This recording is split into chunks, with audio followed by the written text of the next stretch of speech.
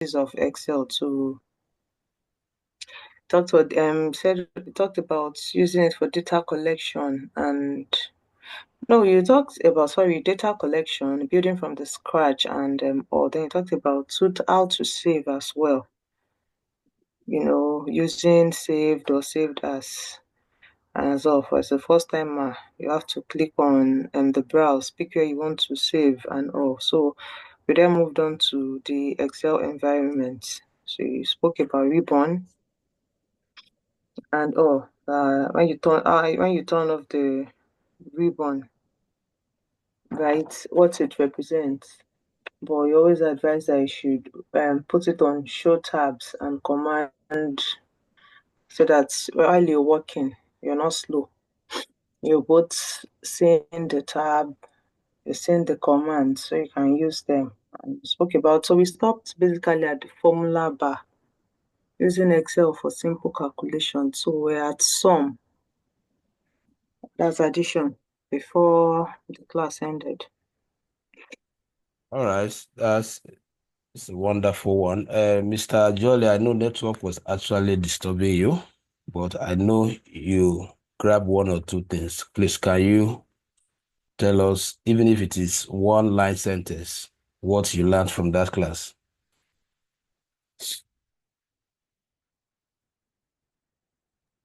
Like I said, that day I didn't gain, I would say I didn't gain anything in that class. Okay. Because of the serious issues that was happening that day, especially my network. The issue of putting on from your maybe icon on your desktop or going through your programs, stored programs, and then clicking it. I think I got that one. Others, I don't think I got them. Okay, I also understand that Mr. Solomon was also in that class, but my spirit was telling me that he only deposited his phone and traveled to Abuja. Mr. Solomon, was that the case?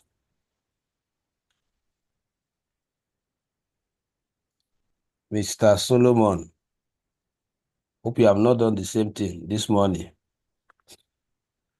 Okay, so actually, Mr. Solomon is not a beginner. He has joined some of my session on Power BI and I think Power BI. So, but he needed to know Excel and SQL and Python. That is why he subscribed for this version. Okay, so let me quickly go back to my slide. For Mr. Jolly, I dropped the video link, and I want to believe some of us must have clicked on that link to have gone through what we did in that last class. And that is what will be happening at the end of each session. I will be uploading the complete video to our YouTube page. So once I drop the link, please endeavor to follow the link. Anytime the video is there, it's accessible. You can go through it. Please let's endeavor to be practicing. You can see the sacrifice we are making to wake up this time. And I don't expect to preach much. So at the end of the day, there should be results for creating this time to be here. Let's always have our writing materials around us. Let's always try as much as possible to note down key points and if possible, some questions. So at the end of each slide or some slide explanation or some practical session, I may be asking us to do one or two things. And I also want to advise us to be joining with our laptop so that we can have some class experience. Okay, so what we did basically, just like what Mrs. Glory summarized, I actually introduced us to Microsoft Excel. And I identified Excel as one of the most used data analysis tools. And I also point out some reasons, some limitation, some constraint that you might have as a data analyst using just Microsoft Excel. And one of those reasons is the reason why you have to go beyond Excel. So one of the reasons I pointed out, remember I said Microsoft Excel is a popular spreadsheet software used for data analysis, visualization, and data management. Then we also talk about Microsoft Excel key features, where I highlighted some of the key operations you can perform with Microsoft Excel, either as a data analyst or as Excel general user. So these are the lists. They are also in that video. So I also talk about why Microsoft Excel for DA, for data analysis, why is it highly recommended for us as even the first tool we should start with. I want to say this here from experience.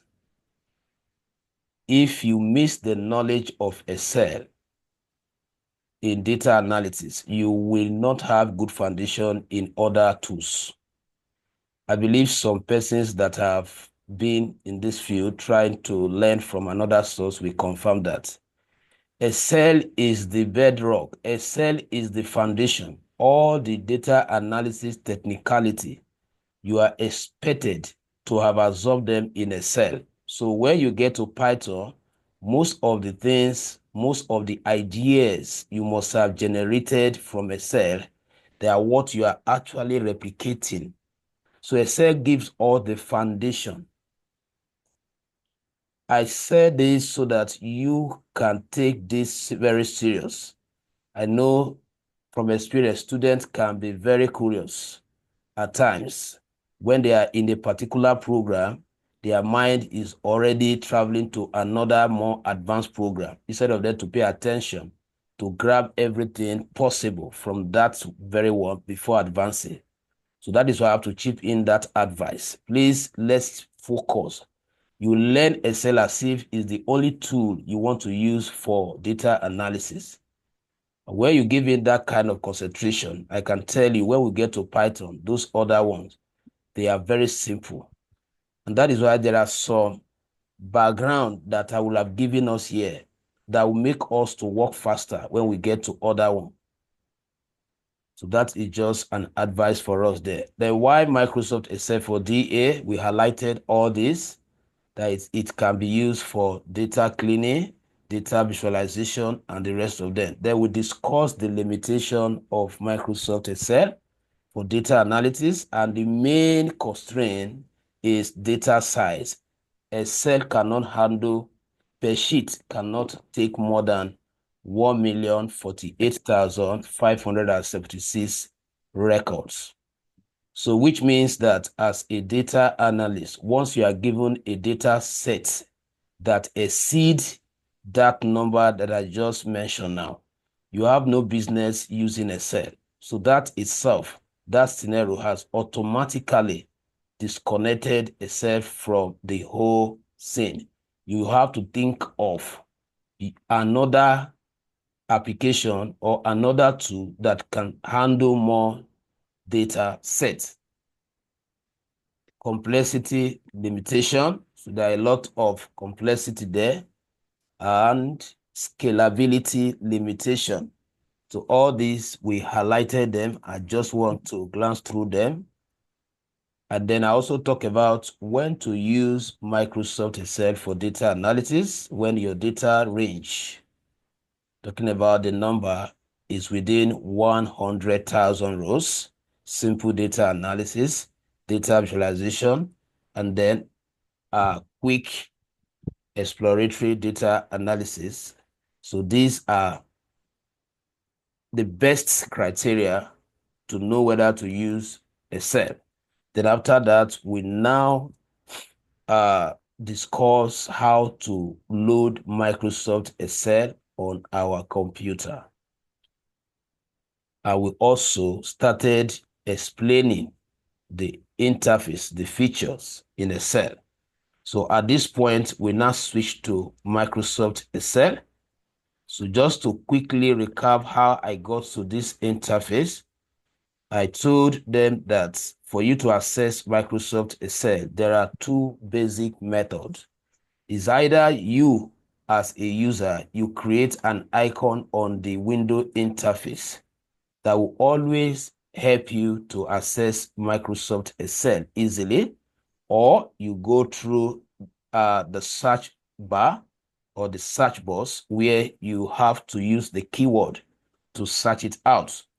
Now, if you want to go through the icon, you have to be the one to create it on the desktop. You right click on an empty interface and then you navigate to the new, and then from the drop down list, you should be able to see Microsoft Excel and then you click on it.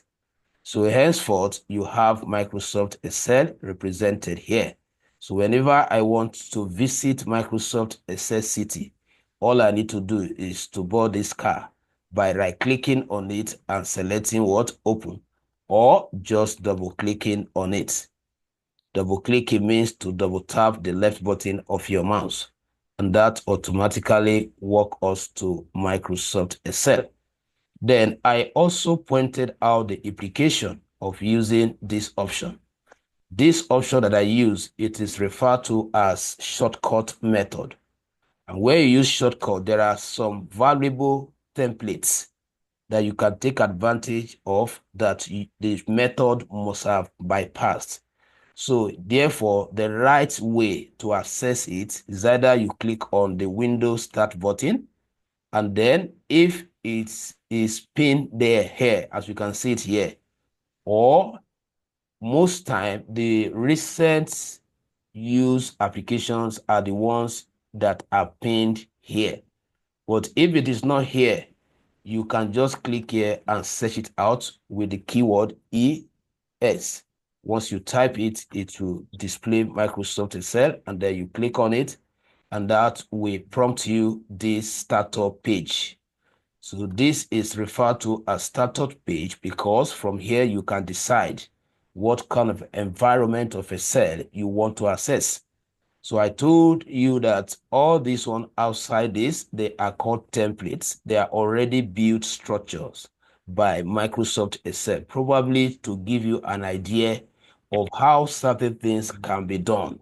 Then if you want to probably steal some concept from that, then you are allowed to do that. We open this very template in that class, which enable us to see an automated system for data analysis built by Excel, which we can emulate. And I told us that we will get to a part in this training where we will develop even more advanced dashboard like this. So that is how to exploit the template. So let me just take it again, click here, and then this time around, I'm going to go through the blank workbook. So you can take your time to go through other templates that you have there. If in any way one of them can be helpful to you, you can explore it and study all the necessary things you want to know about it, and then come to your blank worksheet to create it. So the blank worksheet is the right interface or the right channel to access a blank or an empty workbook. So finally, we just got to Microsoft Excel Windows. So the next thing we did was to familiarize ourselves with the Microsoft Excel interface. And that is where this second part of this topic comes in. So what we did after loading, we took our time to explain the interface. And I pointed out the reason why that is necessary as beginners like us.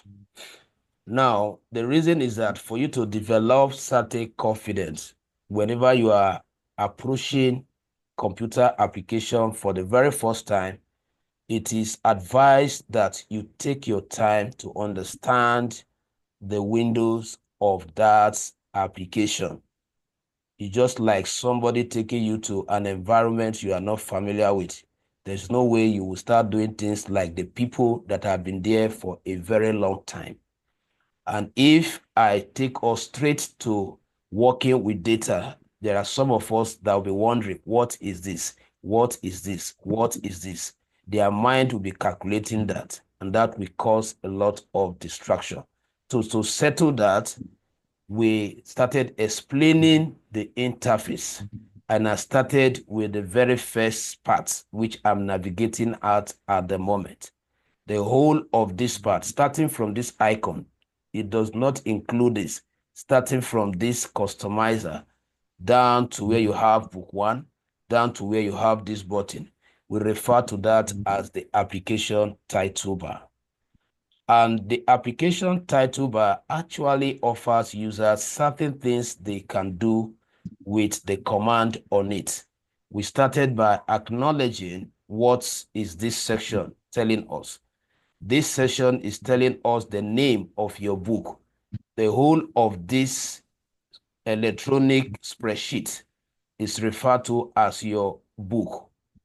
By default, Excel calls it book. Now, by the time you go to file and then you select save as, because you are saving for the very first time, and then you select where you want to save. Let's browse more storage units. For example, I would like to save my record on desktop, and then there is need for me. You can see the book one you are seeing that is captured here, which means that by default, this is the name. If you are not okay with that name, all you need to do is to delete it and impute the name that actually describe the kind of data you intend to collect with that very sheet. That is the rule for naming record in Excel. If the data system I want to build is about tracking my sales inventory in an organization, that means my file name should be related to that. Let's say what? Sales income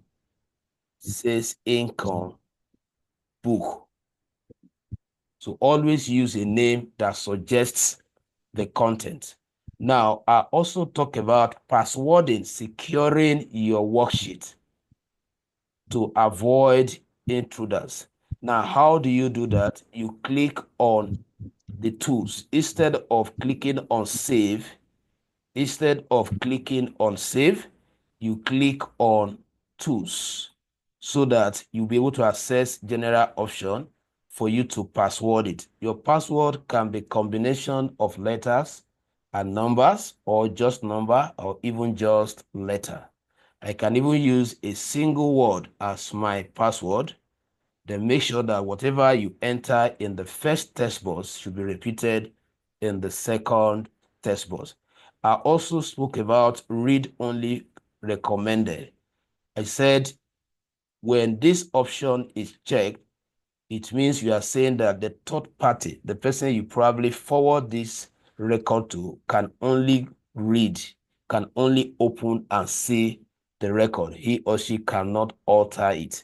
That is just like you are encrypting it for security reasons. So now you click here, then you repeat the same password, Once it is accepted, then you can finally click on save. So with that, this title bar section is updated. So anytime you want to update your record, your book name, that is the process to go through.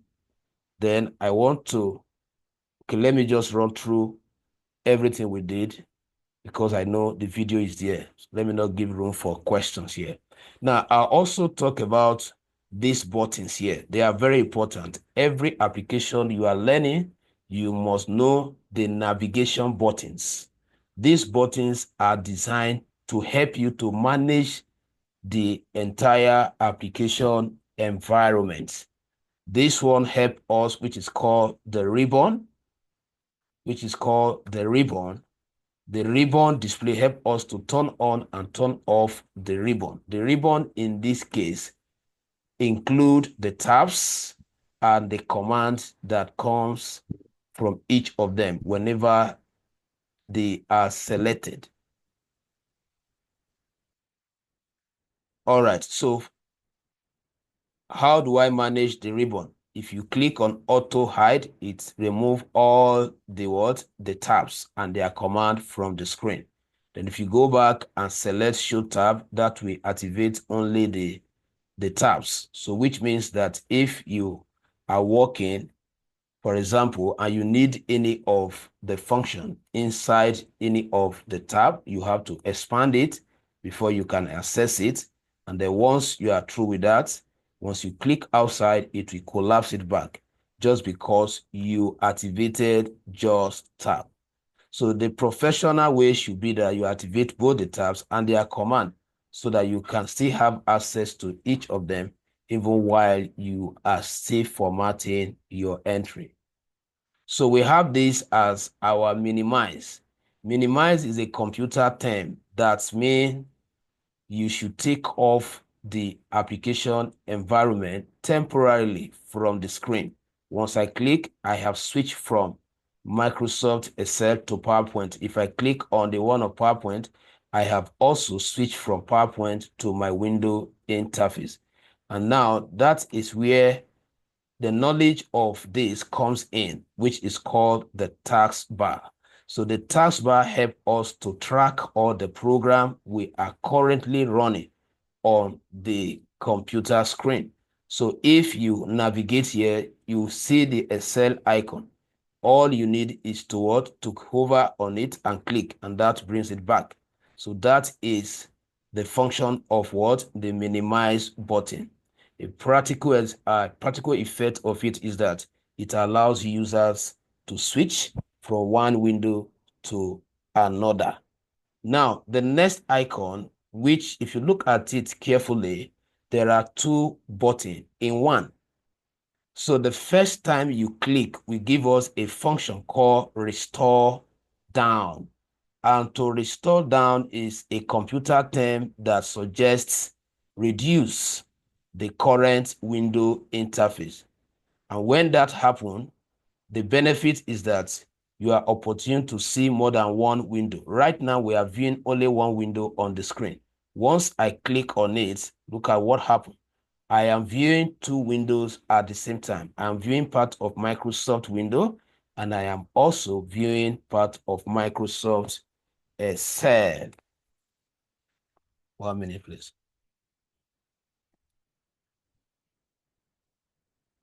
All right. So if you click on that same spot again, you see that initially the button looked like two boxes overlay, but now you have just one because you have utilized the first function. So if you go back, it will switch to maximize. So when you click on it, it allows your window to cover the entire screen. Now, of course, the last button there is to exit, which means that if you are computing any value here, you ought to have saved it properly before tapping this button. But if you have not saved whatever work you are doing, if you click on any of this, you have no alarm. All you need to do is to make sure that what you save before you click on this. Then, of course, you want to share this particular document to another person if you are on the internet, and maybe like device, like phone and other, provided they are connected to your device, you can always share. So that brings me to the end of the application title bar explanation.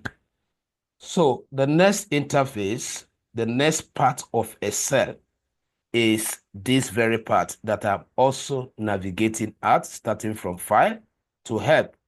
Now, I told us that all this you are seeing, they are called tabs. A layman will refer to them as menus, which means that they constitute different commands that will be needed by you depending on the challenge you are having here. For example, I have typed this 800 and I want to increase the size. So as a user of this app, I should know which of these rooms contain the command to increase the size of this entry. And that is when you will probably what? Consult this menu. So I have to go to home and then come to where I have size option and then click, and then you can see that I have increased the size of my entry from the initial appearance. So what I have done, it is also referred to as formatting, which means that I have just transformed my entry from the default appearance. So all these functions, they are for data transformation, which we shall learn better when we get to that aspect. So, but for now, we should just know that all these, they are containers of different command. So whenever any one of them is selected, then you view the content of that on another session called the tab command property bar. So the whole of this part that keep changing, that keep showing me the content of any selected menu, it is referred to as the tabs properties bar. Now, the next part I want to talk about is this very section where you have these buttons. Now, the whole of this part, it is called the standard tools bar. And what is the primary function of the standard toolbar?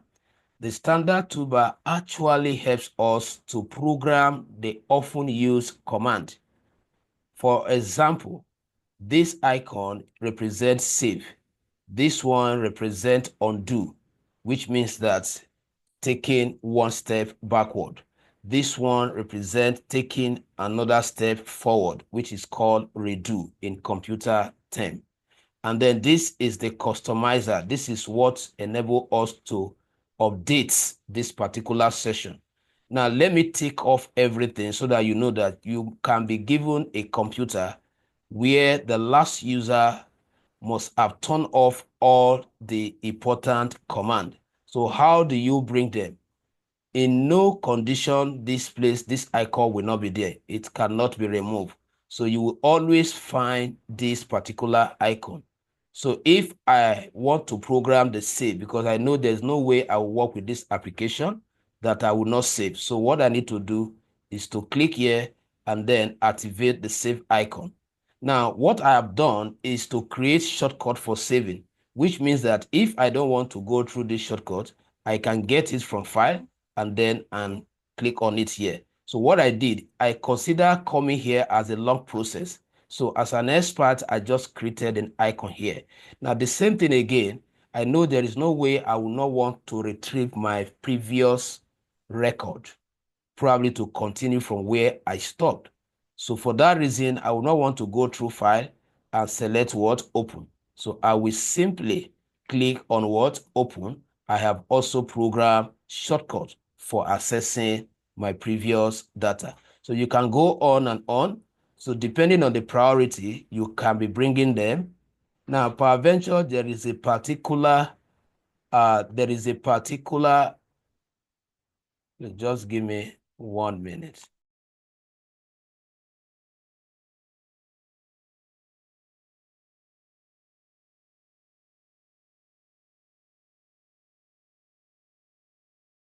All right, so like I was saying, now, peradventure, there is a particular command that you feel that should be here. You use it all the time, but it's not among this default list.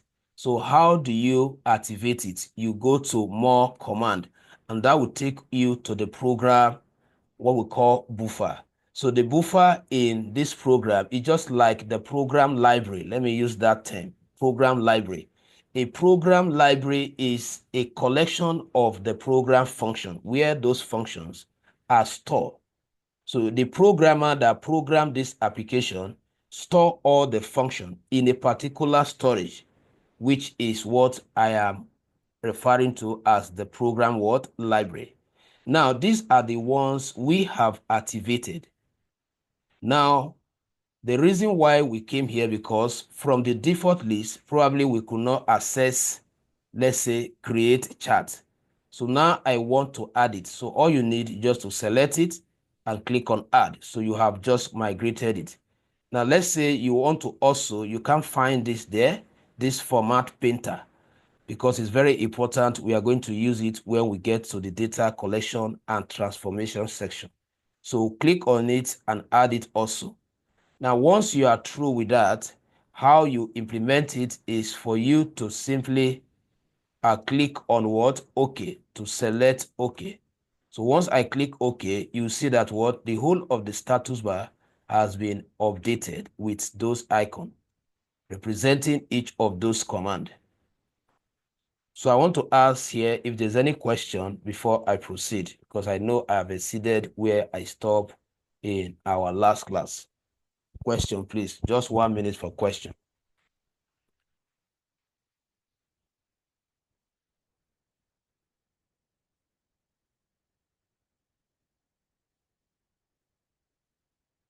So if you don't have question, if everything is clear, please kindly indicate. Let me proceed. At least one person should indicate that we are good so that I can. Yes, sir. Okay. All right. Please feel free to say something whenever I'm asking questions like this. Okay. Now let's proceed. So I just finished talking about the status bar. Now I want to quickly, I've explained the tab bar and I've also explained the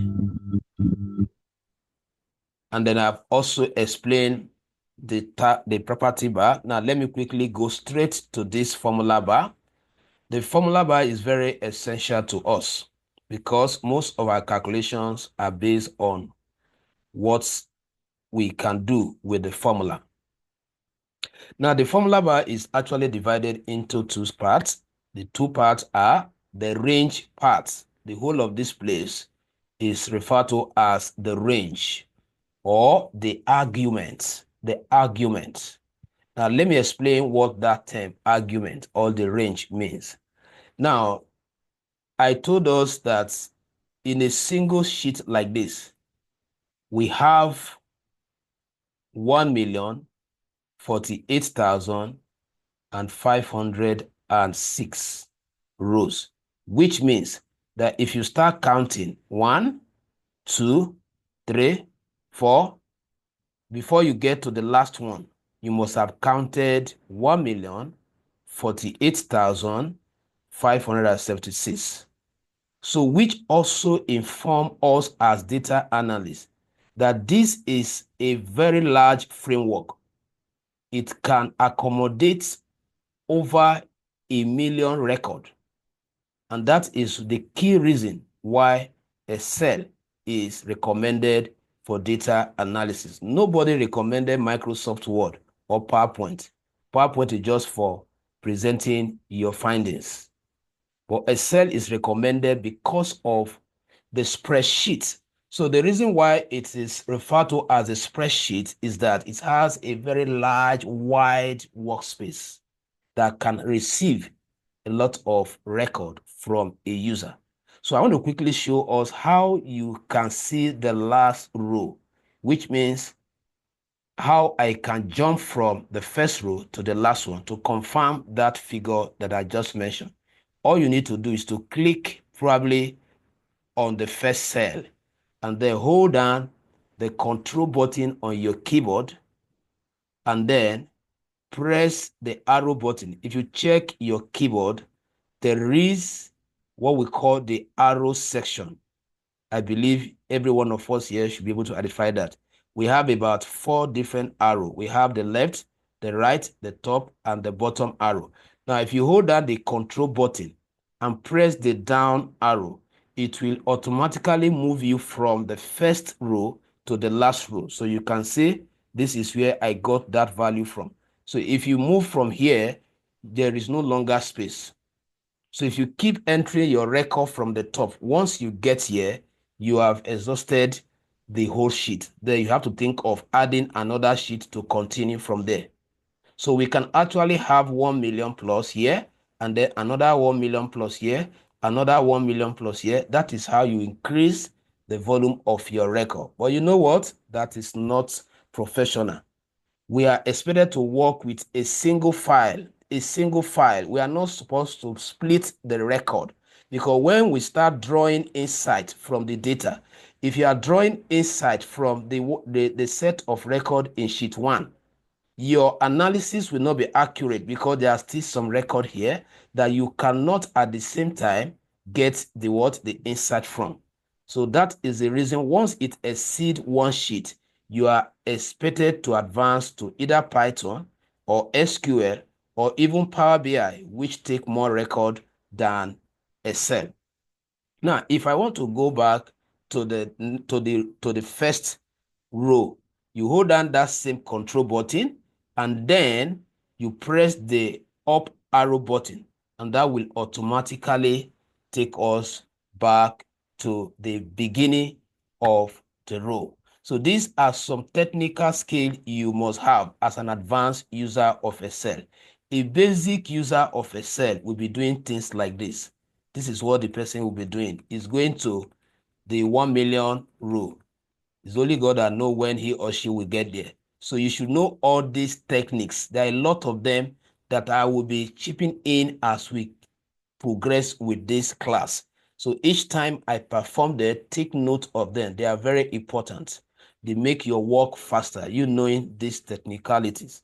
Now, that is for, I was explaining the range, the formula bar. Now, I want us to notice what will be happening here. Why is this place configured A1? The A there represents column, and the 1 there represents row. The columns are called the objects. I'm using data analytics term here now. Though I'm taking us Excel basic, but I am taking us the basic in relation to why we are here.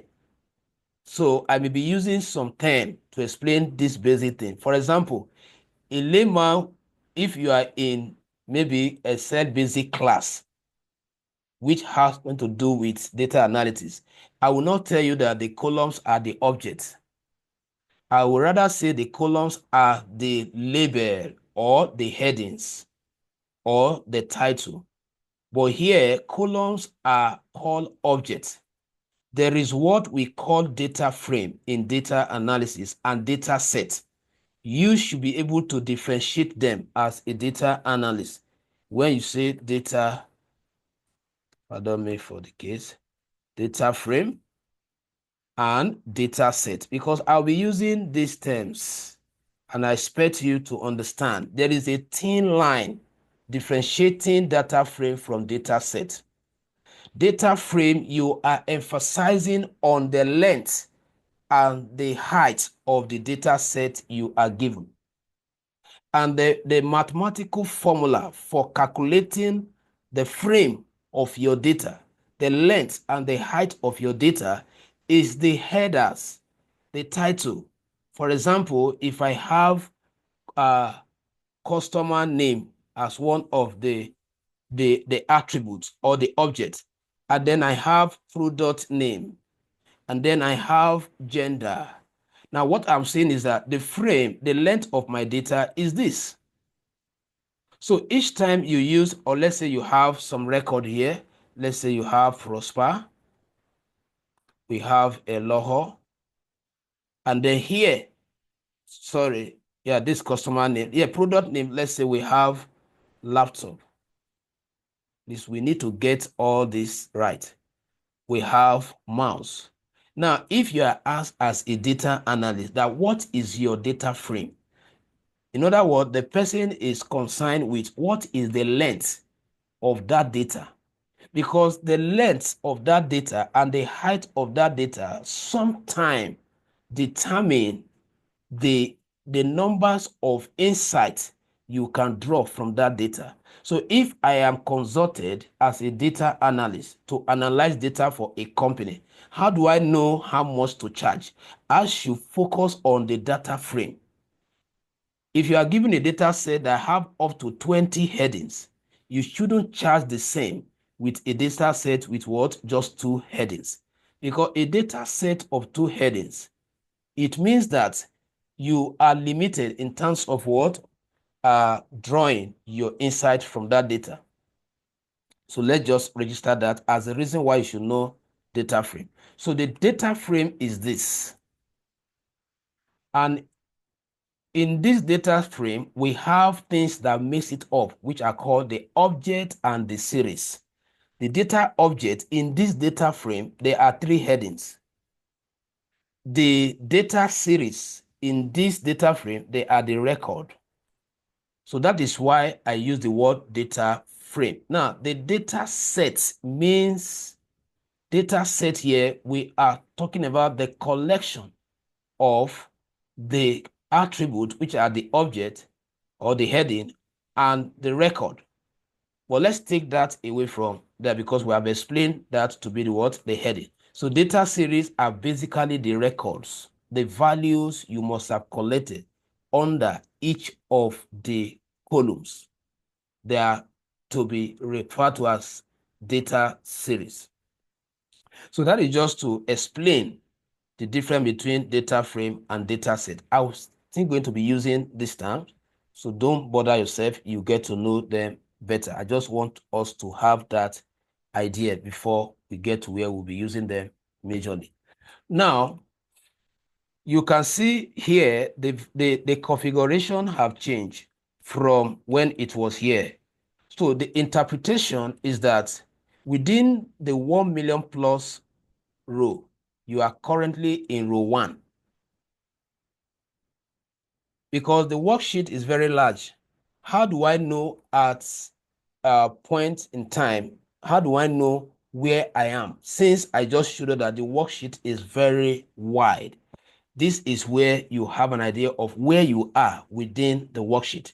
So wherever you click, this place will tell you that you have moved from A1, which is the starting point, the origin, to what? K9, which means that you are currently in K column, and if you trace it to the row, you are in 9 or row number 9.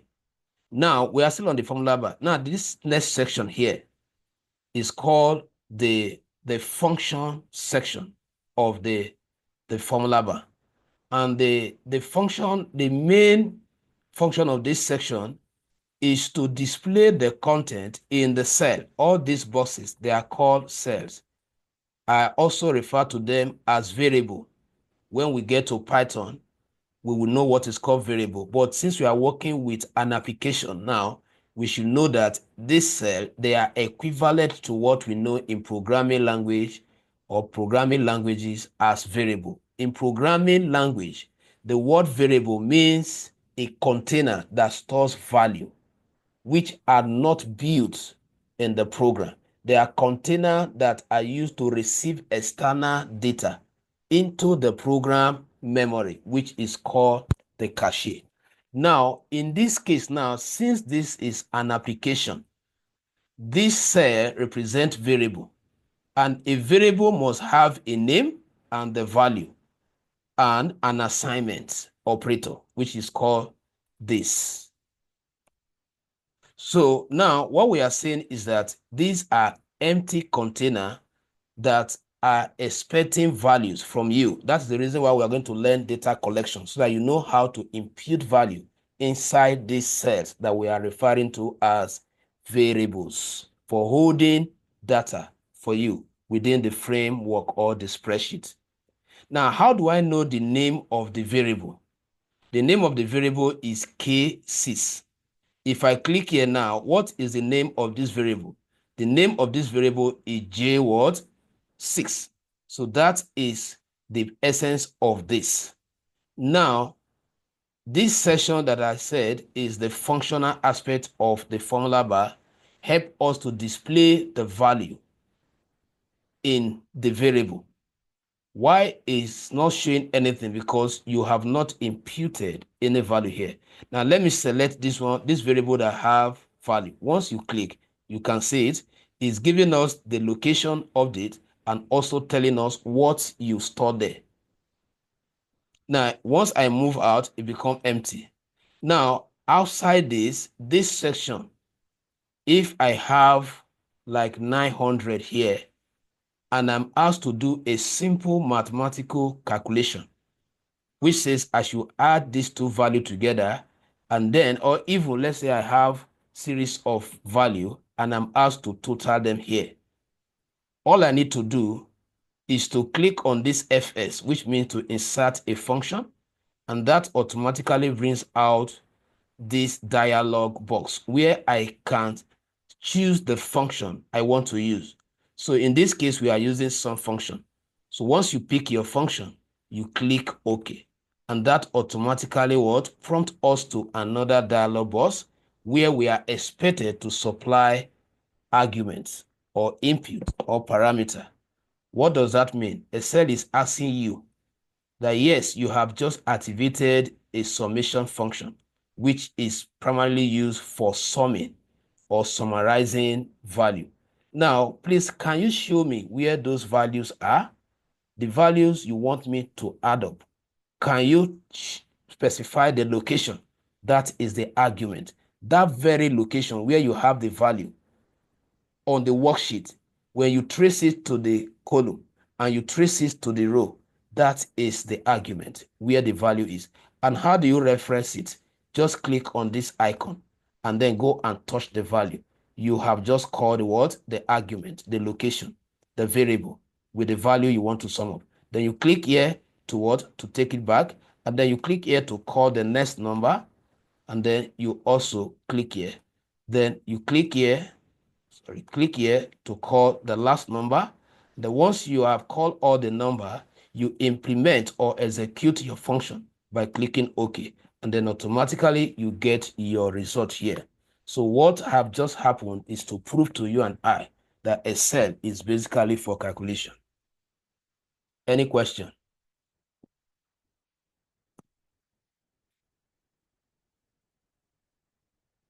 If there's no question, please, I should get a signal.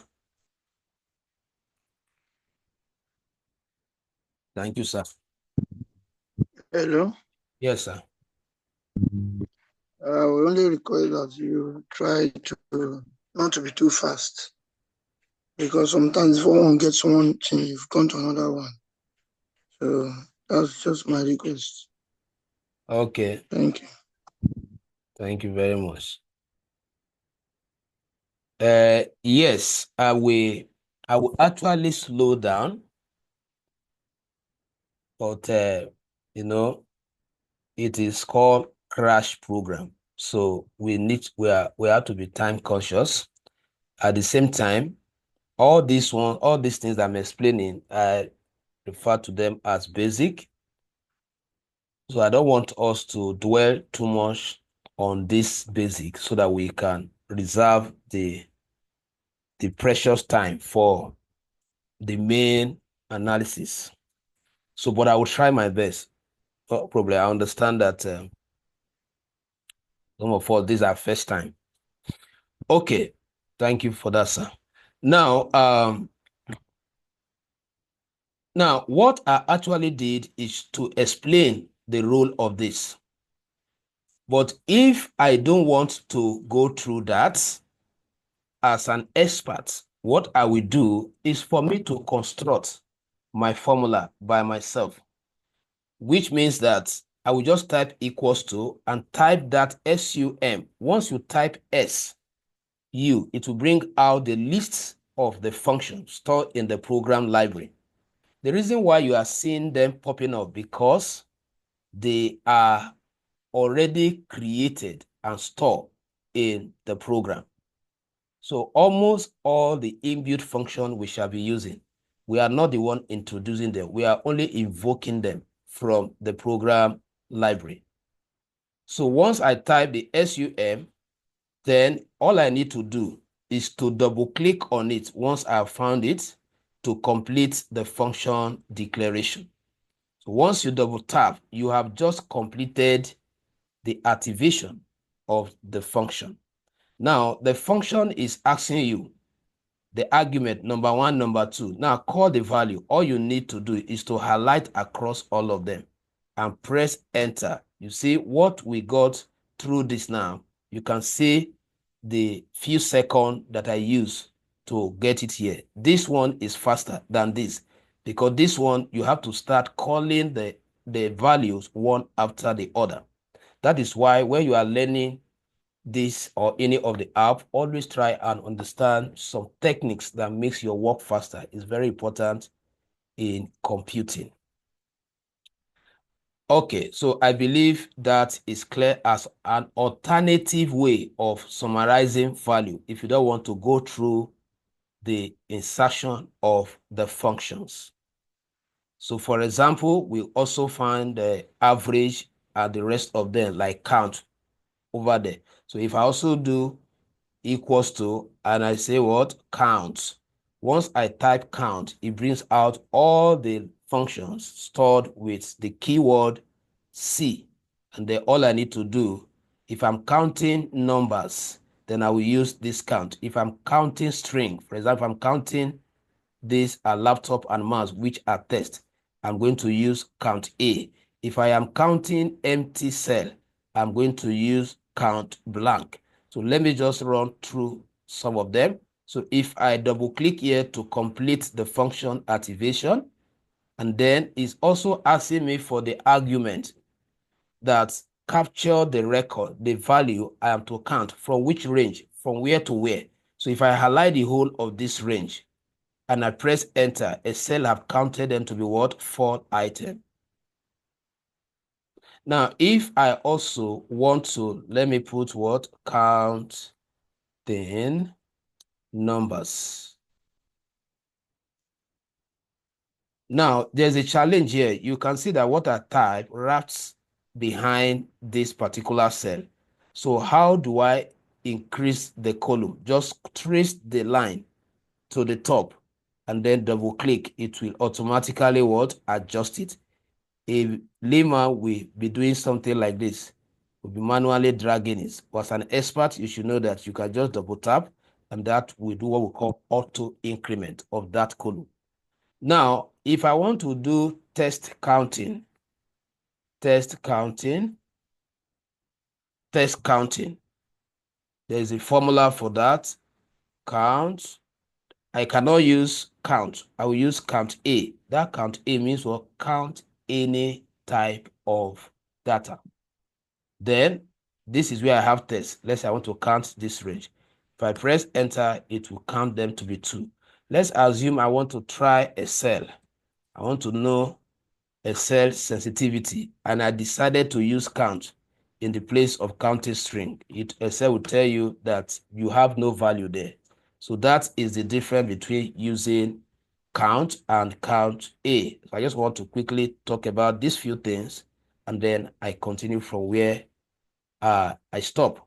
Now, if I want to count empty cell, now normally in data analysis, we use this count blank to check if there are places where probably the entry personnel omitted value, which can lead to wrong analysis. So to check whether there is an empty, so let me deliberately delete this. So we want to check whether, let's assume that we have the record spanning from here down and we are not seeing everything at the same time. And I want to check from a particular range where I have my record. I want to know whether there is a place where there is omitted or where there is empty cell. So that is when you just use count blank, and then I can define the range. So let's say I'm counting blank from here to this unit. Once I click, it will tell me that yes, you have what? 6. And then the moment I occupy any of those cells, this value will be decreasing automatically. You can see as I'm adding more value to that selected range, the value keep what? Decreasing. So if I have done that, let me update the range. Let's assume that I want to recapture the range from here to this. So it's going to count 0 because there is no blank. So all this I did now is to confirm, to explain the formula bar. So let me clear all. All right, so the next part we want to explain is the worksheet. So this is the worksheet. I've already mentioned most of. Okay. I want to ask a question. Sorry. All So right. whereby you're counting the values on the column and it now shows okay, maybe 6 blank. So how do you, in a case whereby you have a lot of input on the sheets, maybe up to 100,000, it's now showing you okay, maybe 50 blank. How do you now identify where the blank is without having to go manually to check them? I don't know if you understand my question. Okay, so what we are saying is, as far as Excel is concerned, what you need to do, you are to write a conditional statement, which will be too advanced for us at this moment. We will get to that, where you write a statement like, at if a cell is blank, then select it. So that will bring out that will focus on that, or you can use filter as well. You can use filter. All these are things we'll get. I don't want to distract us from what I am working on right now. You can use filter to select the blank space. So just to give us a hint, which you can absorb within this session. If I go to data and activate my filter, for example, and I click here,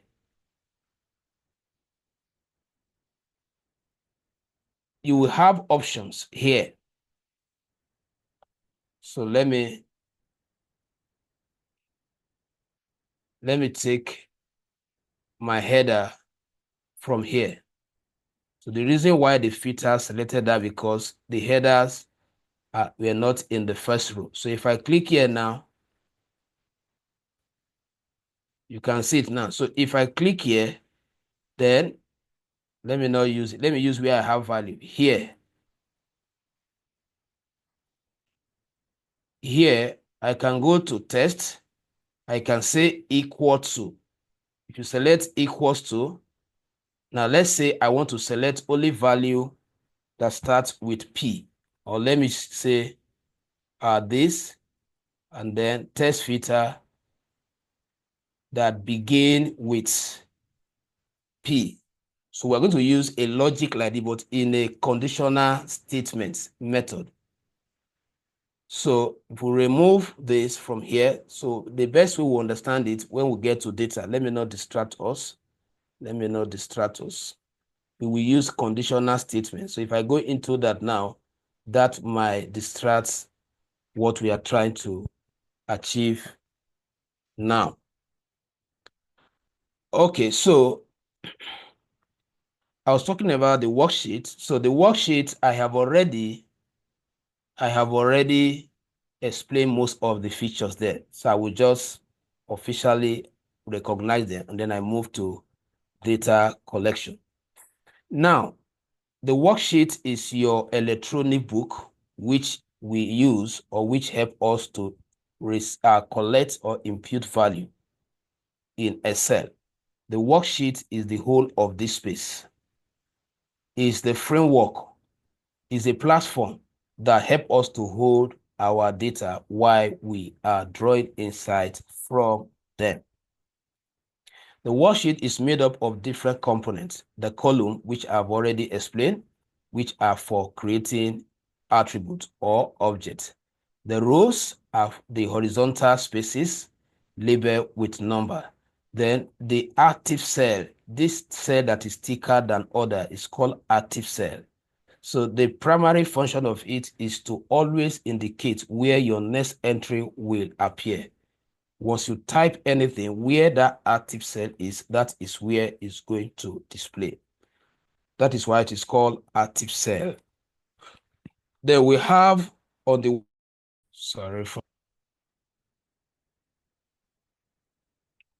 to switch my network. Okay, so we have the grid lines. The grid lines are all these vertical line and the horizontal lines. The primary function of these lines, they are to define the column spaces and the row spaces and even the cell spaces, which means that if I don't have this vertical line, there is no way I will have defined this space I'm referred as what? Column A. The same thing, if I don't have this horizontal line, there is no way I will have also defined this space I'm calling row 1. If I don't have where I have the vertical line and the horizontal line, by setting each other, I will not have all these spaces we are referring to as cell. So that is the function of the grid line. Now, you can decide to turn them off. You can decide to make the whole interface look like Microsoft Word, where you no longer access the grid line and even the headings. So to do that, you go to View.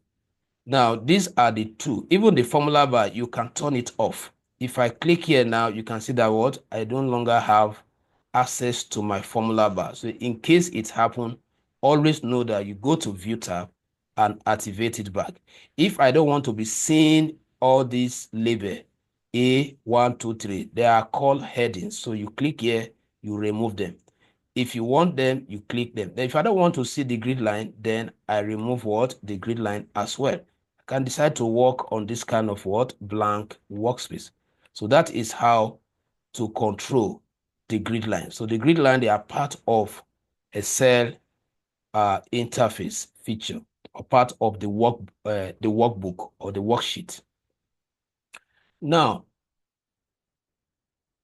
that is all about the worksheet. But before I talk about the status bar, the status bar as the last section within a cell interface before we go into data entry, which is the main practical for this session, let's talk about how many columns do we have in a single sheet, because the numbers of columns you have determine the number of objects you can create in your data set or frame.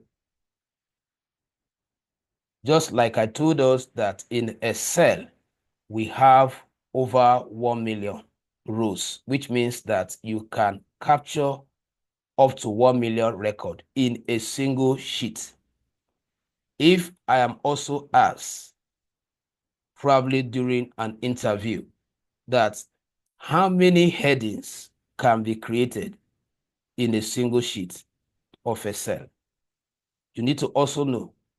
So I have researched and I got to know that in a single sheet, we have 16,384 columns, which means that if you take your time to start counting A1, B2, C3, before you get to SFD, which is the last label of the last column, you must have counted 16,384. So what that means is that as a data analyst, I can actually load data sets of 16,384 headings on my Excel spreadsheet. I have not seen anyone who have ever consumed the whole columns, but you can easily consume the row. So how do I jump from the first column to the last one, just like we did for rows, so that we'll know the label? Because these are non-numerical data type, we may not be able to count, but you can research. Now, hold down the control button and press the right arrow button, and that will automatically take us to the last label, and which is SFD. So after this, no more space. If I also want to go back to the first column, then I can also hold down the control and then the left arrow button. That will automatically take me back to the first column. So this, now we also have the scroll. We have the scroll bar, which is this. The scroll bar allows us to move vertically within the worksheet and horizontally within the worksheet. For example, this one is for vertical movement, while this is for horizontal movement, either to the left-hand side or to the right-hand side. And then, of course, this is our status bar where you can access your sheet information and even your layout information. By default, we are on normal. If I click on this page layout, the interface changes. So this is just like Microsoft Word, where I can be seeing the end of one page and the beginning of another page, just because I switch from normal view to what page layout. So if I go to normal view, the only way I will know the end of one page is this dotted line. And then if you go down, you will also know where it stopped. So what has happened is that Excel have divided the whole of the spreadsheet into what? The selected paper size, which could be letter. So if you click on A4, it means that the whole of the sheet has been split into what? A4 sizes, which means that in a single sheet, you can also have thousands of pages. So that brings us to the end of this. So I want to find out how many of us are joining with laptop. If I can have one person joining with laptop, then you will share your screen. I'll tell you to do some stuff for me, just to confirm some of the things I have taught us before we proceed.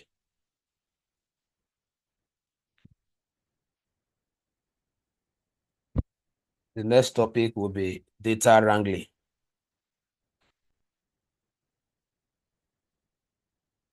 How many of us are joining with laptop, please?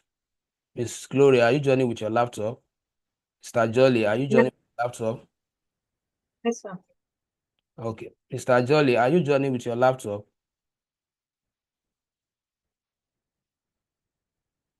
Is Mr. Jolly here? Mr. Solomon, are you joining with your laptop? I'm responding. My laptop is on, but I've not successfully set up my Zoom. So Okay. All right. not So, okay. So, Miss Glory, you are going to help us. Let other also be learning from what I'll be asking you to do. So share your screen. I'm going to ask you to do some stuff for me, just to find out if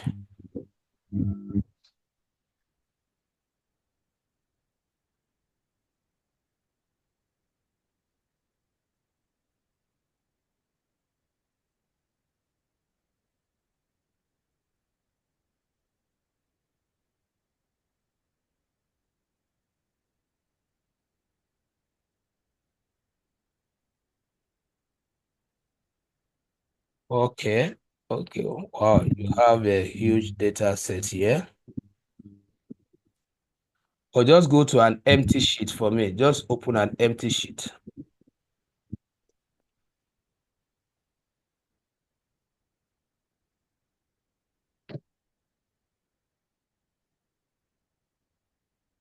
Okay, so I want to see the last row.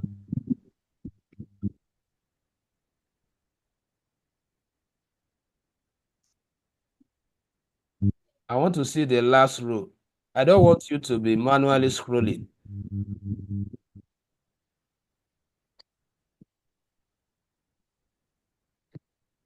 No, that is not the option. I don't need this option. I don't know where you are going to get there. Maybe tomorrow morning. How do you jump from the first row to the last row?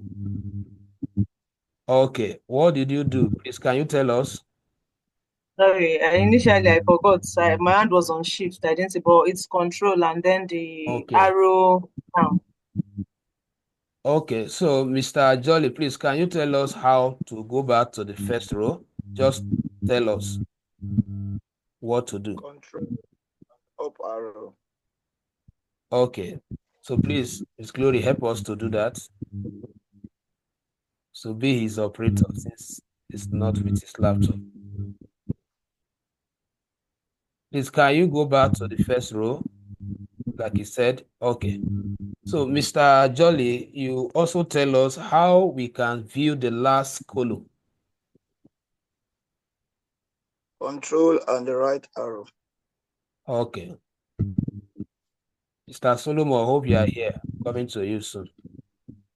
So, Miss Glory, please, can you help us to be doing that? Just help him to performing what he's saying.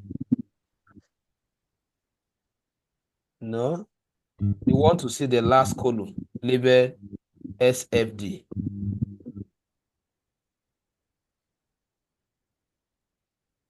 All right. Mr. Solomon, if you are here, so how do we go back to the first column?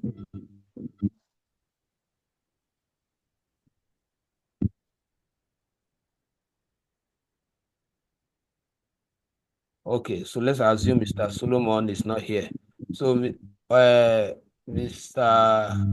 Jolly, please still help us. Okay, I think you have done that. Now, Miss Glory, please, I want you to type three numbers in a column. Three numbers. Let's say 1,000, 500, 600. Quickly.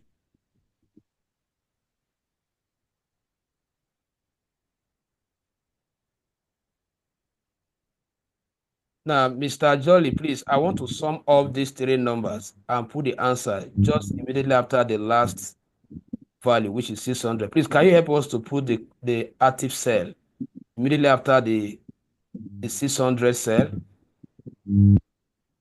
What's the question again? Okay, I want to add all these numbers together. What do I do? Okay, on that last, where the cell she highlighted now, which is cell, Okay. you can put equal to, then you type your sum to give you the option. Okay, please help him to be doing what he's saying, man.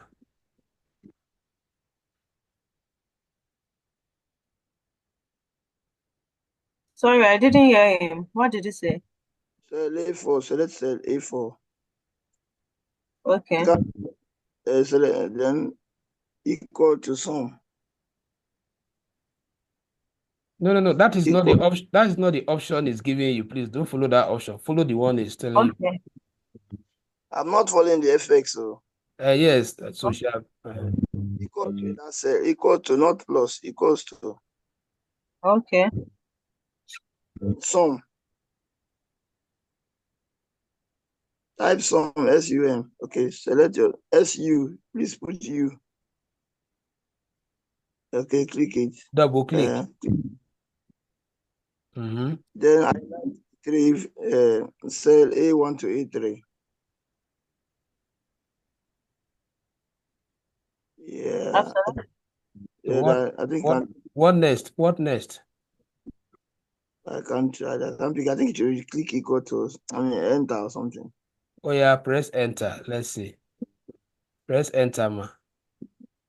Error. I press What did you press? Please go back again. enter. Do it again. Do it again. You have already selected something before you press that enter. Please, can you quickly do it again? I undo this one. No, Okay. no, you can So override that one. Oh yeah, equals to. Uh, Please, Mr. Jolly, you are the one operating now. If you are with your laptop, you are the one that will be doing. So continue directing her what to do. Equal to, and then SUM. Okay, click. Then select highlight the three cells, cell A to A1 to A3. sorry.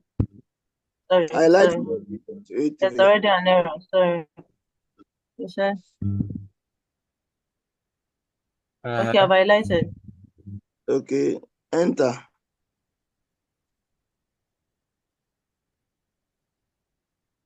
Please, you press enter. Press enter. Don't click. Just press enter. What? Present hybrid. Why is it? Where's the answer? The answer should be what?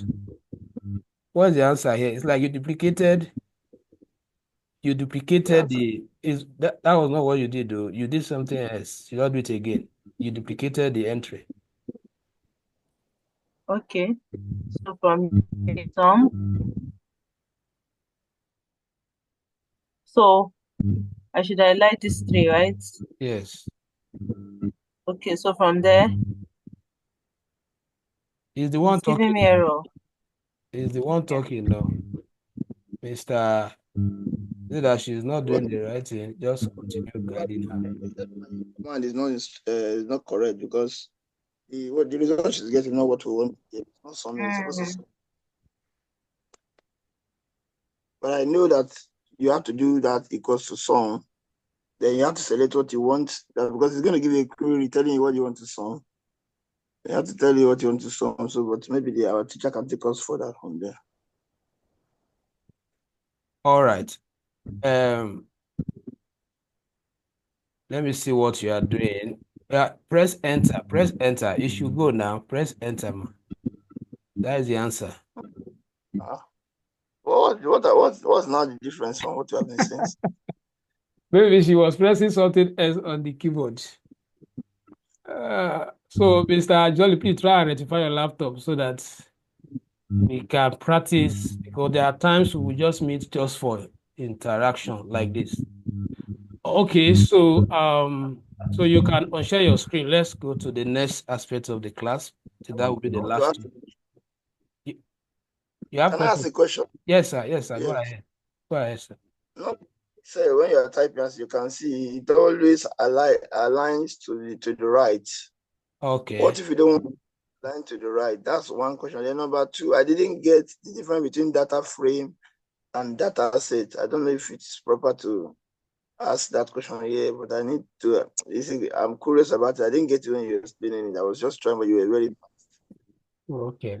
Okay. So let me answer the first one. The first one is you notice that the alignment of the entries by default, they are what alignment? What can you come up with the question again? So let's say, let me By enter this default, value. Let me it enter the aligns value. to Let me enter when you're uh, when you're typing value, not mm, letters. So if you want it to align to left or to just maintain the way you are typing it, what can we do? you highlight the range of that cell, then you come to home, then you make use of this place. You can see alignment here. So if I click here now, that's to the left hand side. If I click here, center. If I click here, right. So what was happening is that by default, the alignment was programmed on right. Is that clear? Okay. Okay. Yes, I can get it now. So your second question, you said the difference between data set and data frame. Now, I Yes, sir. said these two terms, they are very familiar. They look alike, but there is a thin line separating them. When you use the word data frame, you have a focus, and the focus is that you want to know the length and the breadth of the data set you are given to analyze. You want to know the length and the height. That is when you use the word data frame. Now, if you use data sets, you are talking about, you are not actually emphasizing on the length. You are emphasizing on the contents, what is inside that frame. Is that clear, sir? Okay. Okay. So like now what you have on your screen now, Good. we This is have data set now. Then from okay. here to here, from here to here is the data frame. Okay. Okay. Okay. Don't Get worry, it. you will understand it. That is what we want to create now. You understand it. That is the topic we are going to now. Okay, sir. Okay, all right. Thank you very much. Now, going back to our slide, we have still in day 2, data wrangling. That is the aspect we are going to now. What is data wrangling or data cleaning in data analysis? Data wrangling, also known as data cleaning or data pre-processing, is the process of transforming and preparing raw data for analysis and visualization in Excel. So data wrangling involve importing data, that is bringing data into Excel from various sources such as CSV, text file, database. It also involves data cleaning, removing duplicate, handling missing value, and correcting errors. It also involves data transformation, converting data type, then formatting dates, and standardizing text. Data wrangling also involves data aggregation, grouping, and summarizing data. So what we are doing there the other time is under data aggregation. You were adding numbers. Then data filtering, where you select data, where you select some specific record based on a defined criteria. Then we have the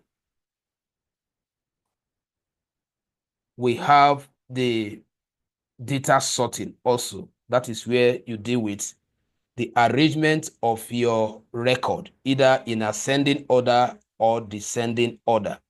So all these, there are things we shall be looking at. But where I am going to start from is we are going to develop our own data set, because if you look at the step 1, it says importing data.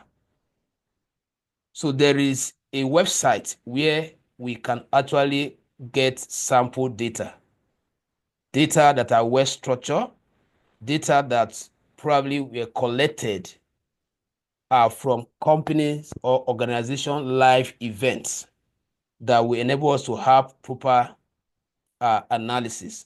But because I know that some of us, we don't have the basic skill, instead of going to such place at the moment, we will learn how to put at least a simple data set together so that you can learn some skill. You can learn some data formatting skill. That is the idea. So I'm switching back to Excel, and I want us to develop a data system.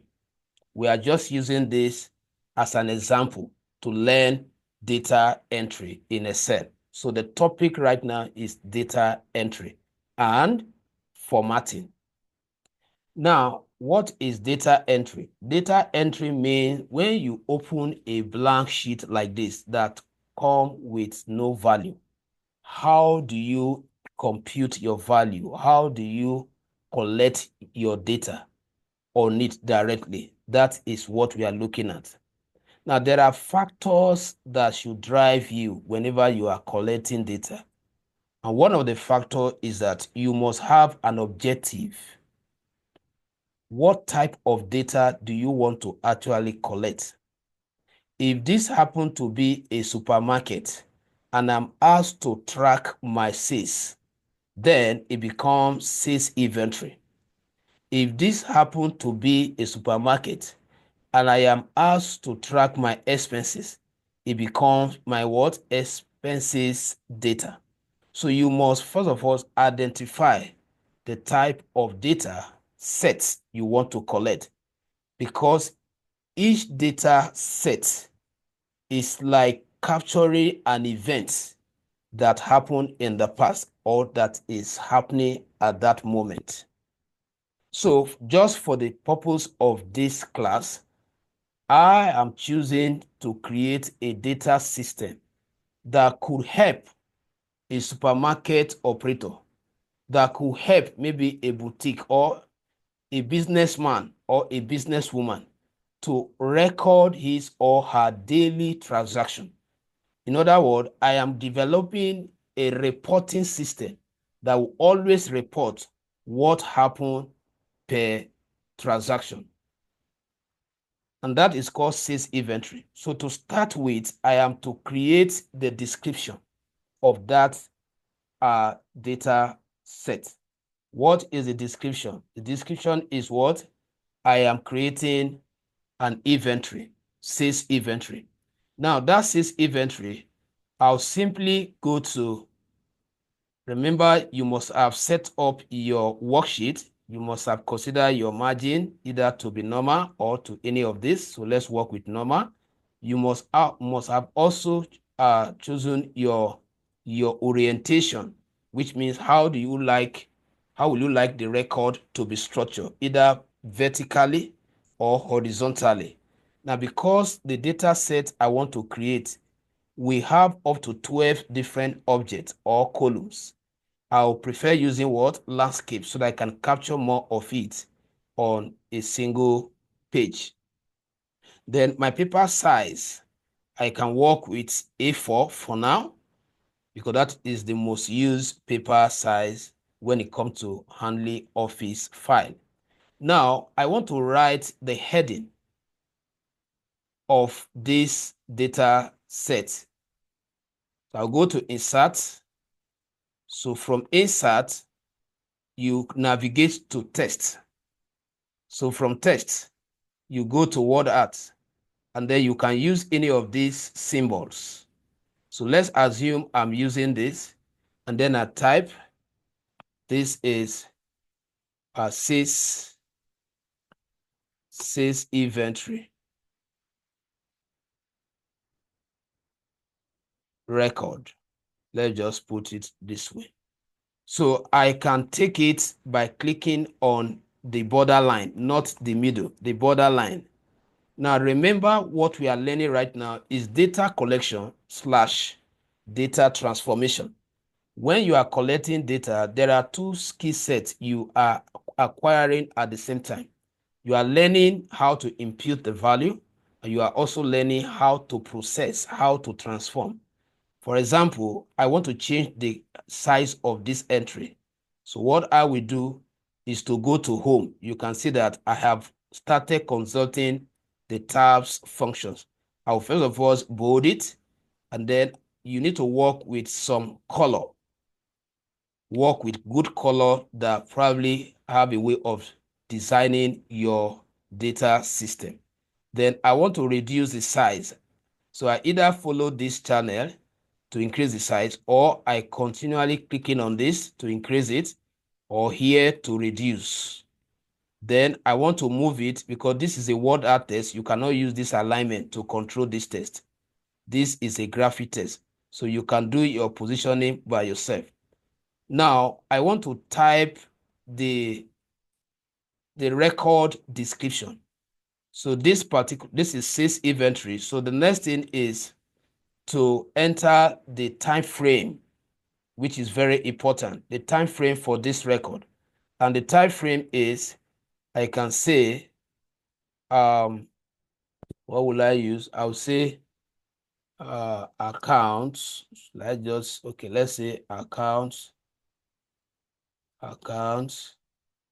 for December 2024. Then I need to also format this. If I double click here, then you can highlight it, bold it also, increase the size. You can merge cell, which means that you can highlight the whole of this range and click on this to mesh them, so that you can regulate that text better, so that you can put it at the center of all the cell you just merged, so that you end up being at the center of this description. Now I can give it color. So let me work with black. Now the next thing is for me to create the headers, the title, now, which are also referred to as the object. So definitely you can no longer work with number 1, number 2. And apart from that, once you want to print, Excel will not capture them except you manually activate them. For example, if I try printing now, you will notice that Excel will not show you the ABCD and the 1, 2, 3. So which means that we can no longer use the alphabet to identify our objects. We can no longer use the numbers to identify our series, which are the record. So therefore, we are going to create our own label. So the first label is going to be serial number.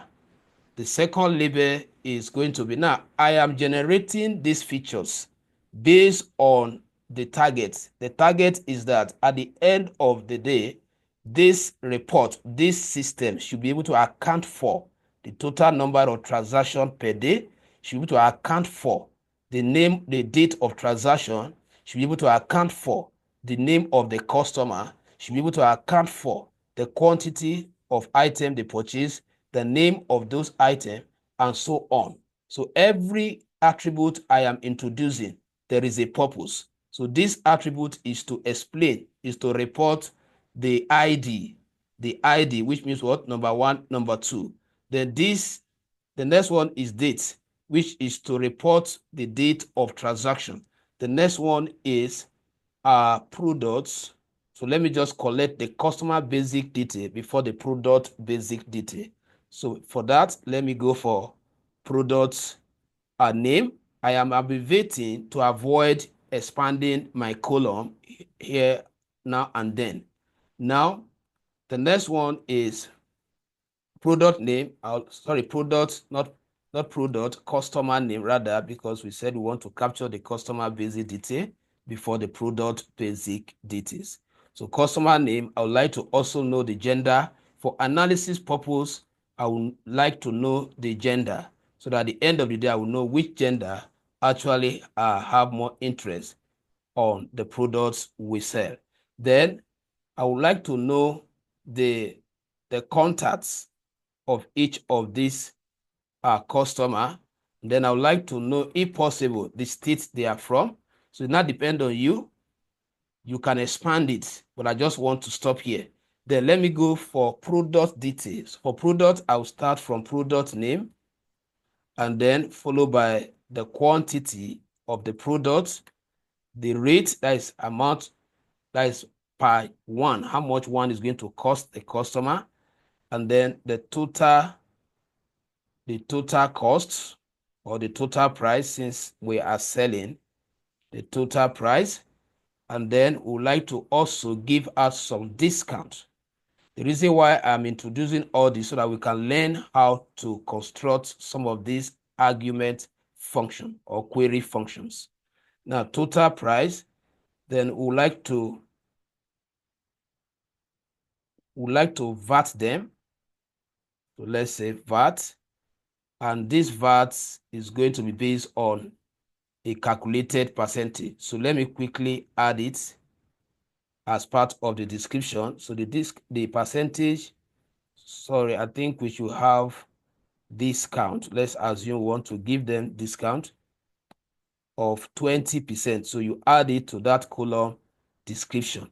Now we have run into a challenge here. The challenge is that this particular header have exceeded its allocated space. So how do you correct this? You simply trace the line like I've told you before, double click, and that will auto fit it. So now once you have given out a discount, that means there will be a new price. Let's say actual price. I just want it to be simple. Then actual price, let's say we are also VATing them with 7.5%.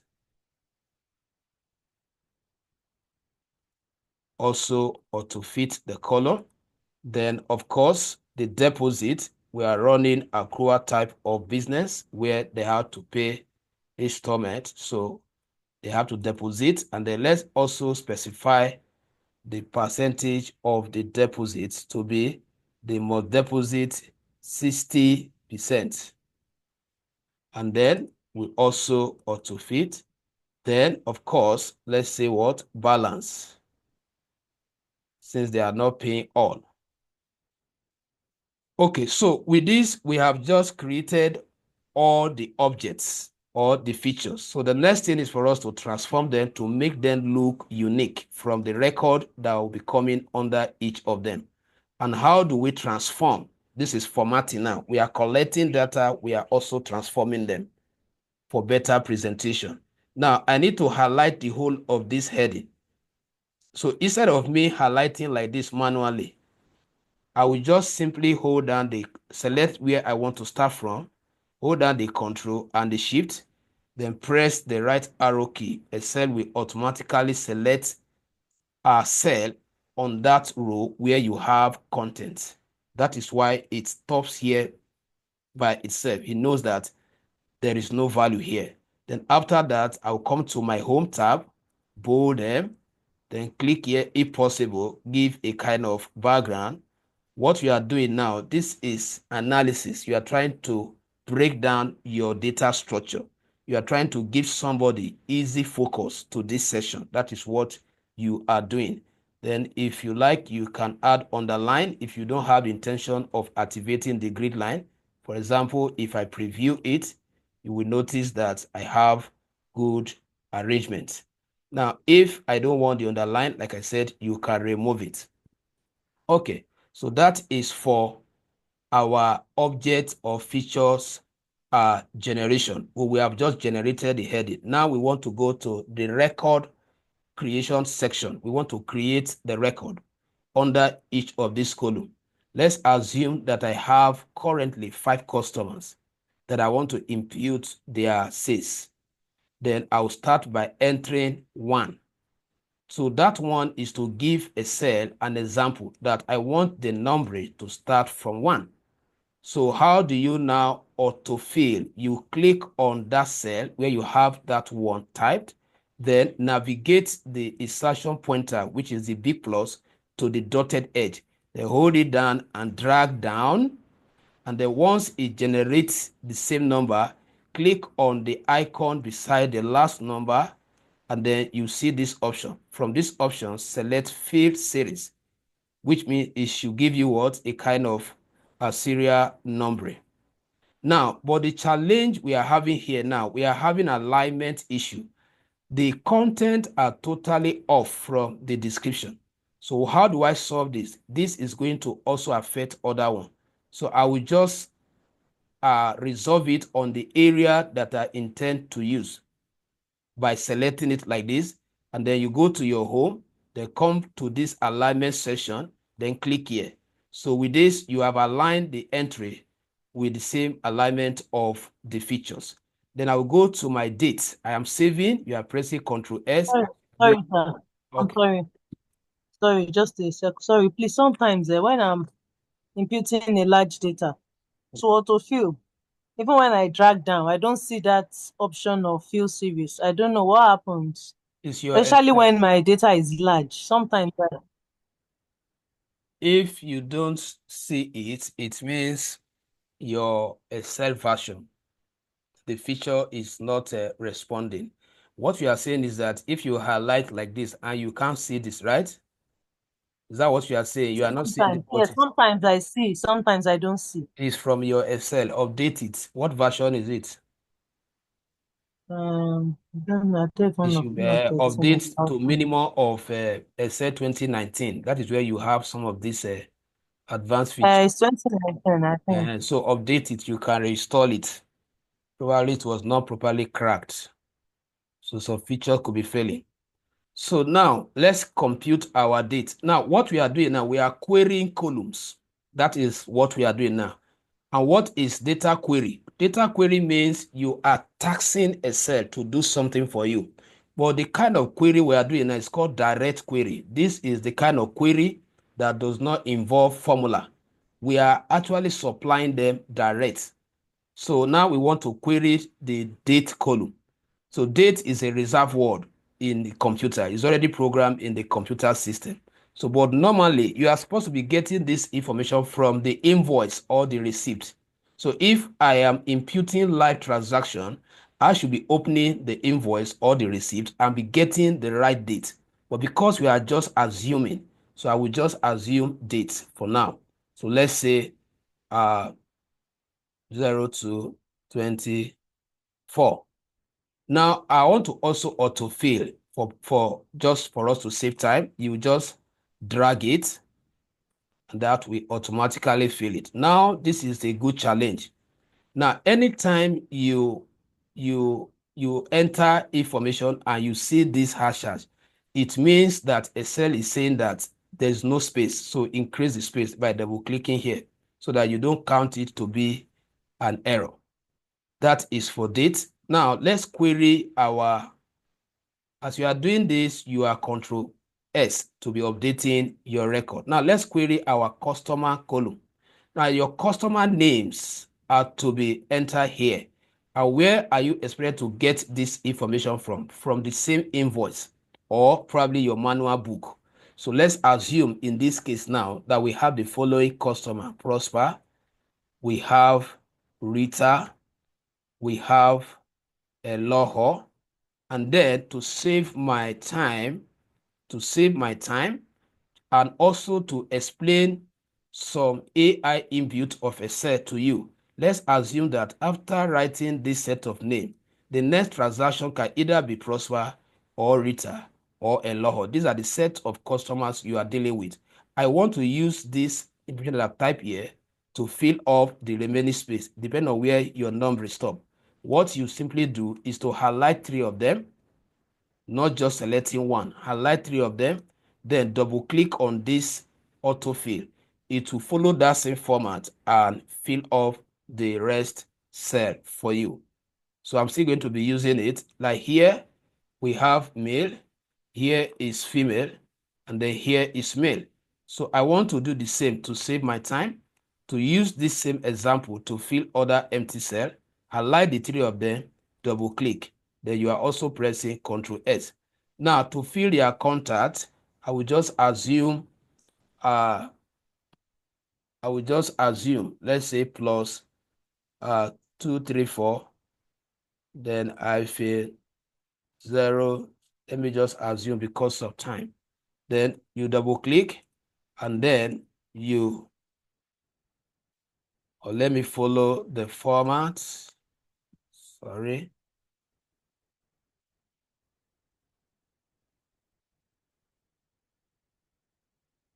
Come in. So let's say 070 69665919. Okay, so let me just autofill this to fill up the gap.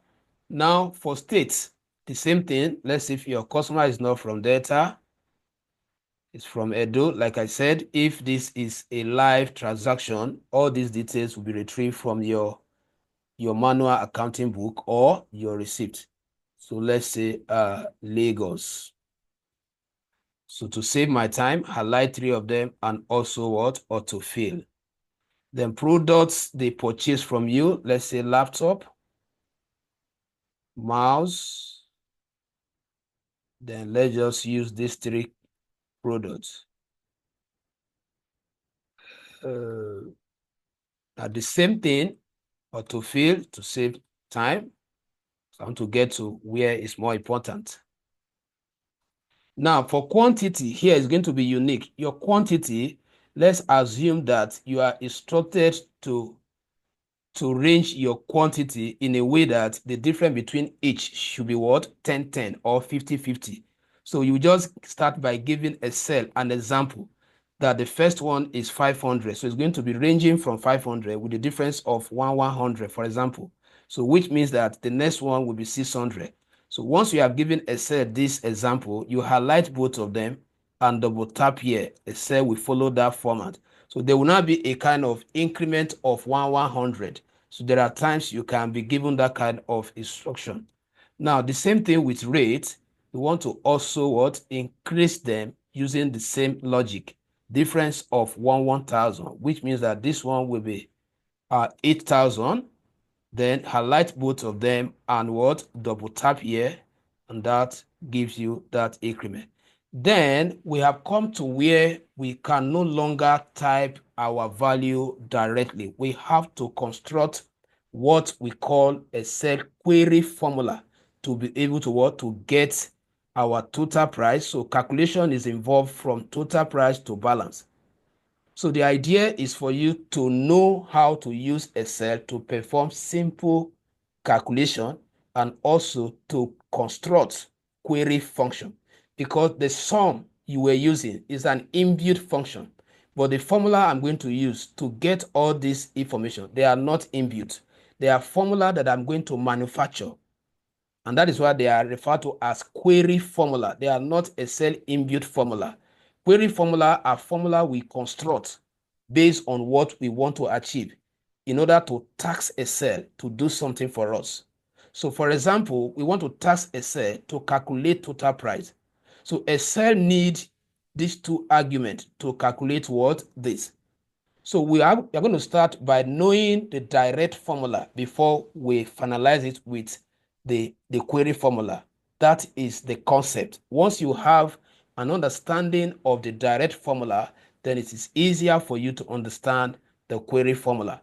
The direct formula is you are to multiply quantity by rate.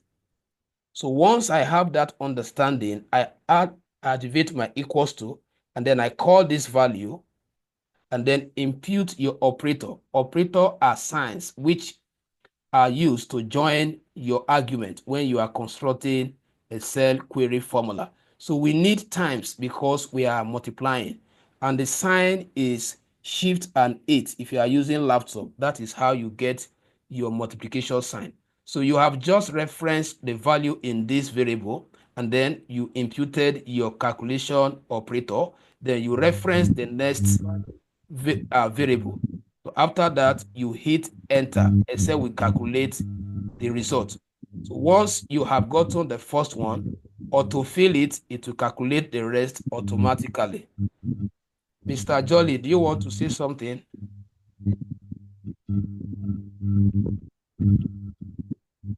Okay. Mr. Jolly, do you want to say something? Okay, so I just want to finish up this so that I can leave us with the assignment to create the before the next class. Mr. Jolly, your audio is distracting. Let me see if I can. Your audio. Is it my audio? Yes, but you mute. Can you hear me now? You're the one that's muting me. Yes. Because I was asking question and that's if we're not answering. Probably maybe you mistakenly turn your audio on. I'm responding to you. You're the one. I'm responding to you right All from right. the time you asked me. All right. I wasn't hearing you. Okay. Breaking. Okay. Well, you can hear me now. Total price. I can hear you now. All right. Now, I want to also, now we have just queried total price. Now we want to query discount. We have already defined that the discount. Hello, sir. Sorry. Okay. Hello, sir. Sorry. Just like you said, you all through this summation, from your end it was breaking. Didn't hear you. Okay. So let me quickly do it again. Then we might just end up stopping somewhere here. Let me just do it again so that we can understand it. So what we are doing is that we are querying total, and I started by adding my equals to as a rule for entering formula in Excel. Then I referenced this. I said my direct formula is to multiply quantity by rate for us to calculate our total price. So what I did is I referenced the value in my quantity, and then I added my multiplication operator, which is shift and 8 to get the multiplication sign, and then reference the rate value, and then I press enter. That is how I calculated for Prosper. Now, to calculate for other customer, you just click on the first result and double click here to autofill. Is that clear now? Yeah, it's clear. Okay. Yes, sir. All right. Now, we want to query discount. The discount we have already specified that out of this total price, we are giving out a discount as a promo of 20%. So how do we calculate that? We start by knowing the direct formula. The direct formula is that the 20% of this argument. So you start by typing that 20, hold down your shift button and press 5 to add the percentage sign. Then also shift and 8 to add your operator. Then you reference the value you are calculating the discount on and press enter. Then you can now double tap here to calculate what discount of orders. But what I'm getting here is as if, okay, I was thinking this value is higher than this value because your discount cannot be higher than the total price. So that is how to calculate the discount. Then for our actual price, it's very simple. Actual price is that you have given out this to a customer that purchased the worth of this. Now that customer is not expected to pay this anymore.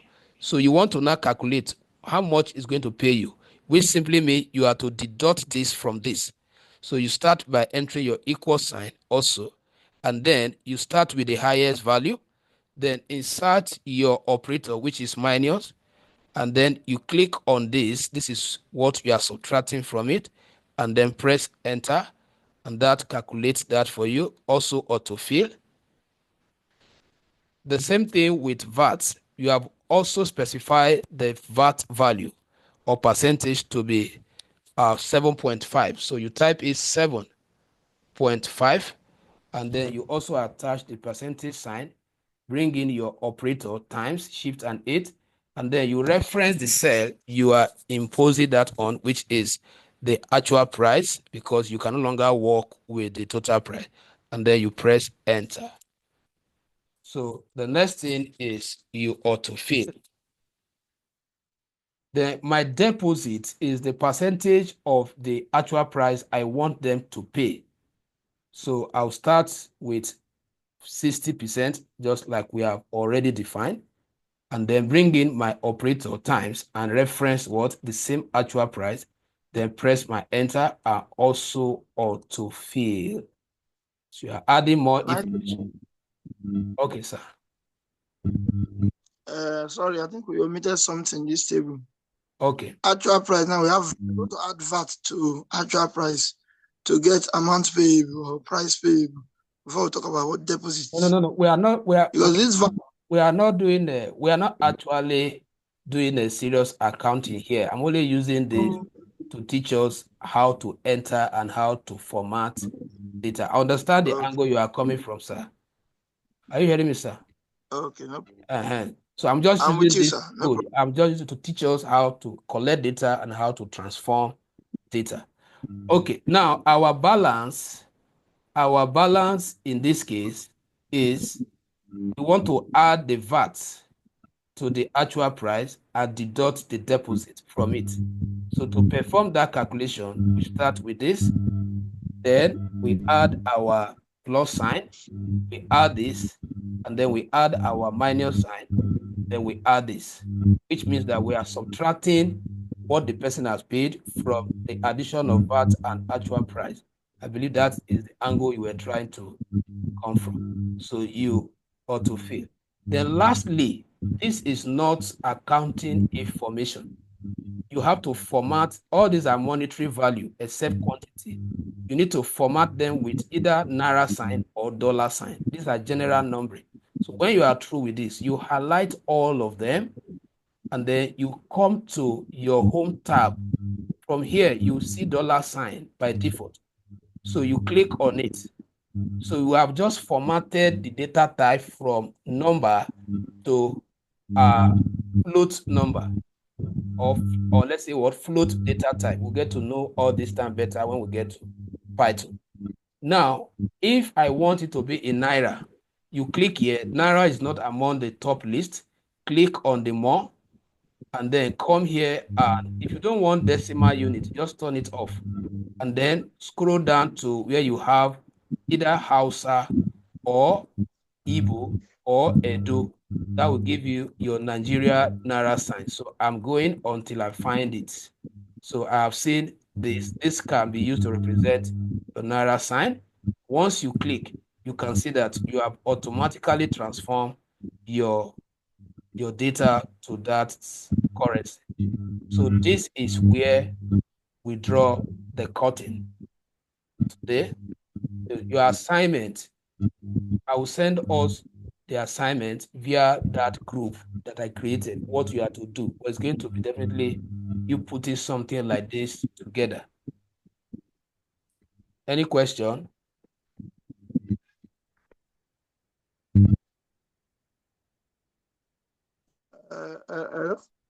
Yeah, I'm with you, sir.